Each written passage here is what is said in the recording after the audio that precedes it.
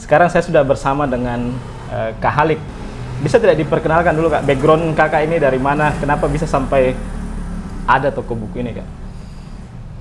Oke, sebelumnya saya ucapkan terima kasih kepada saudara yang sudah berkenan datang ke toko buku Wasila. Jadi sebelumnya tadi sudah disebut bahwa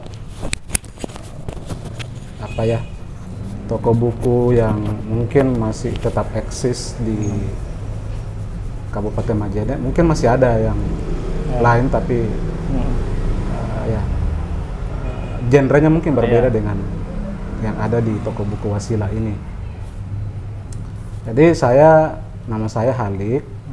Background saya sebetulnya saya kebetulan mengajar di beberapa kampus, dan salah satu tujuan kenapa toko buku ini saya dirikan karena melihat bahwa memang mahasiswa ini perlu didorong untuk memiliki kesadaran tentang pentingnya wawasan, pentingnya bacaan-bacaan yang berkualitas, sehingga berdirilah toko buku yang sebetulnya awalnya bukan toko buku. Artinya bukan cuma toko buku tapi rumah belajar istilahnya waktu itu, karena kita di situ ada juga perpustakaan. Hanya memang karena persoalan pengelolaannya mungkin pengelolanya mungkin agak kerepotan, jadi kita hanya fokus pada toko buku saja dulu.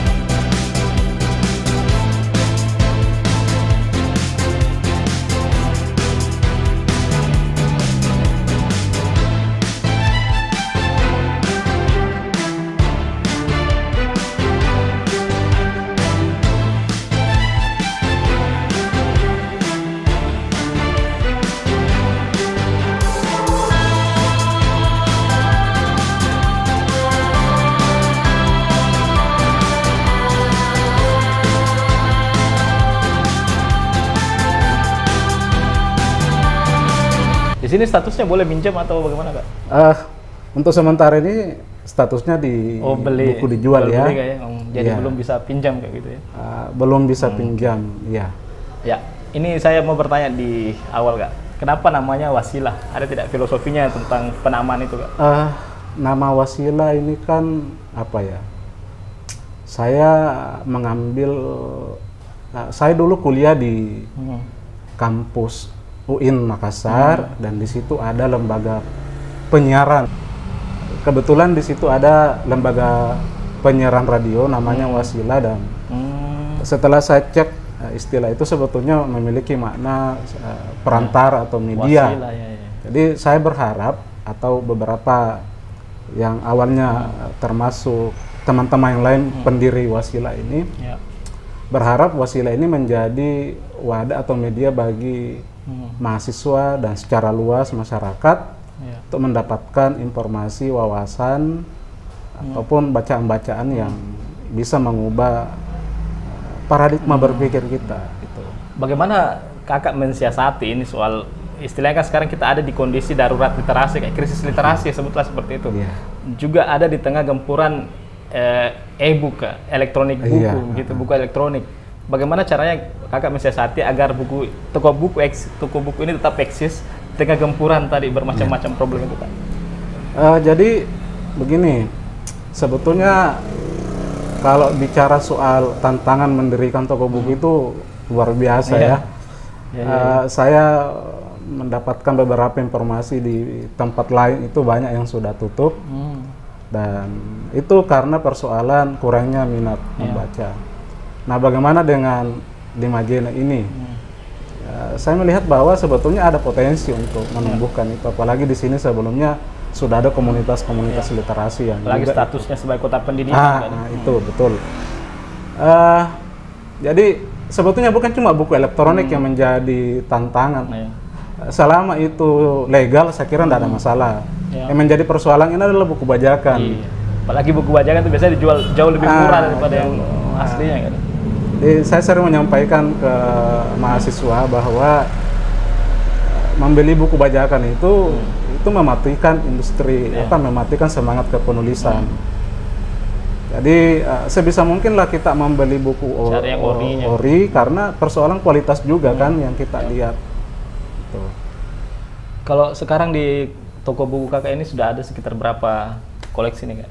Sebetulnya kalau dibandingkan dengan toko-toko buku yang ada di kota ini masih relatif sedikit. Bahkan beberapa orang yang datang berkunjung menurut mereka ini masih sedikit. Mungkin itu dibandingkan mereka bandingkan dengan toko-toko di Makassar misalnya. Di Makassar. Tapi bagi saya toko buku ini sudah cukup lumayan lah untuk. Lagian yang bilang sedikit itu maksudnya sudah baca berapa buku juga tuh.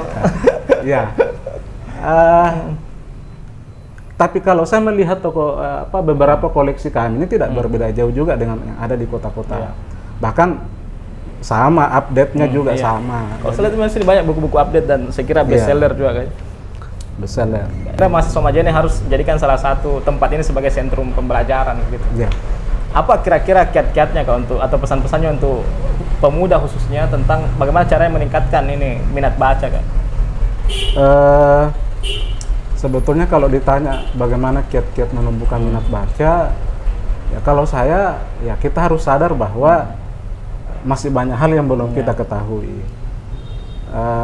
Makanya di toko buku ini kita juga membuat semacam kegiatan-kegiatan bedah buku, diskusi.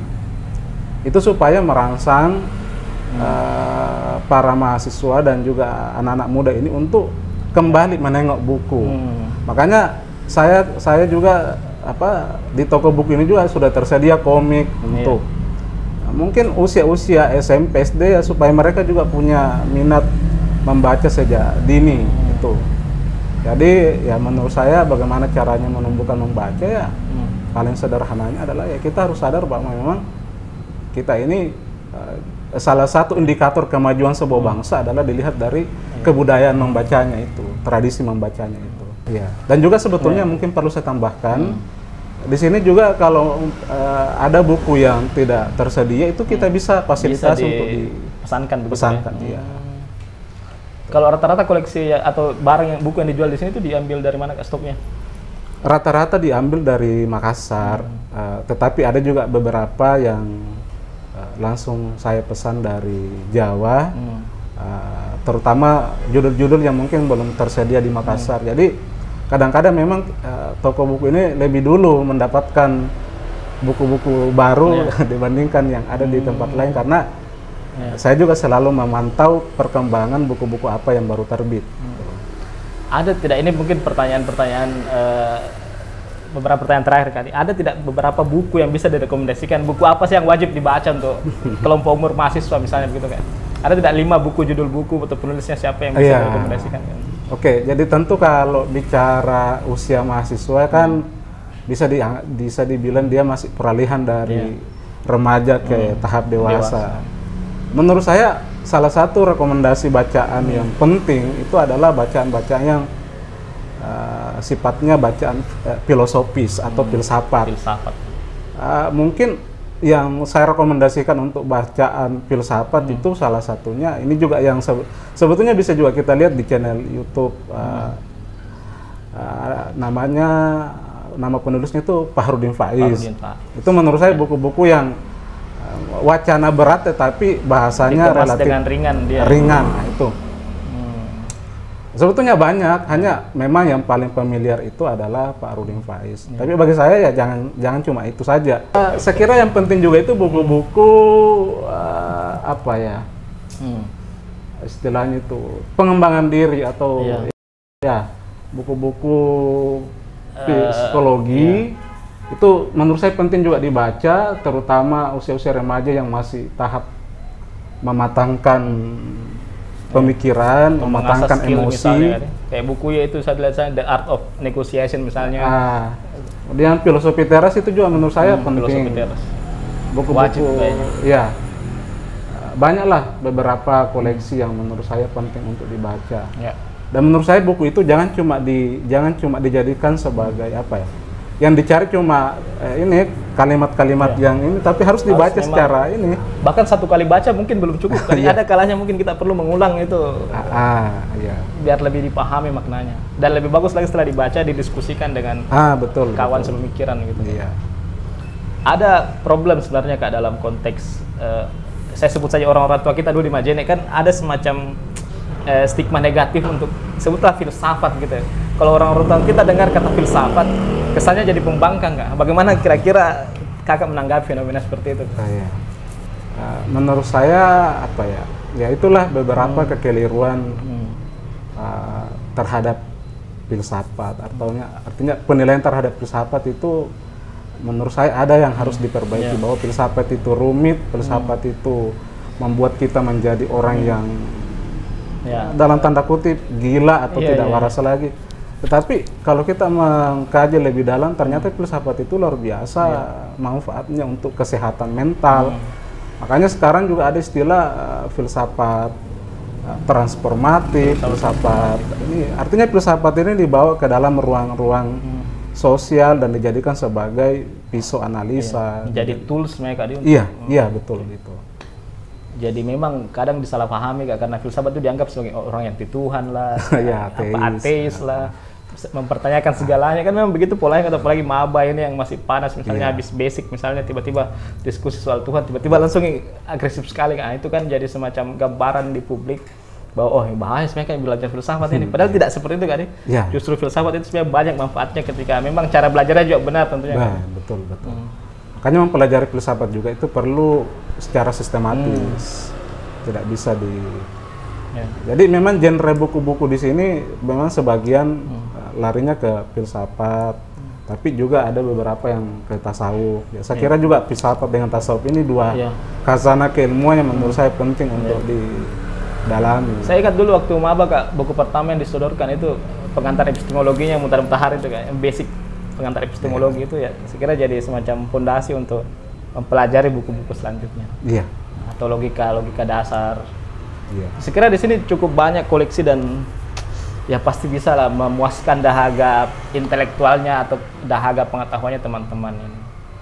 Ada tidak lagi pesan-pesannya Kak untuk mahasiswa khususnya tentang bagaimana menyikapi misalnya soal informasi hoax misalnya Kak, yang banyak sekali beredar ini. Karena ini juga menyangkut tentang darurat literasi Kak. Semakin malas membaca, semakin gampang termakan hoax.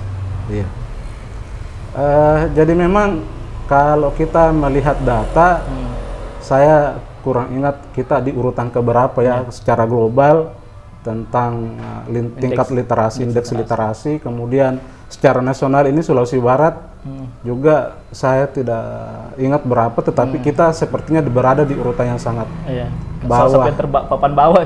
Papan bawah. Mungkin kita dekat-dekat dengan Papua. Dan pernah saya mengupload itu di status Facebook. Sepertinya ada beberapa pihak yang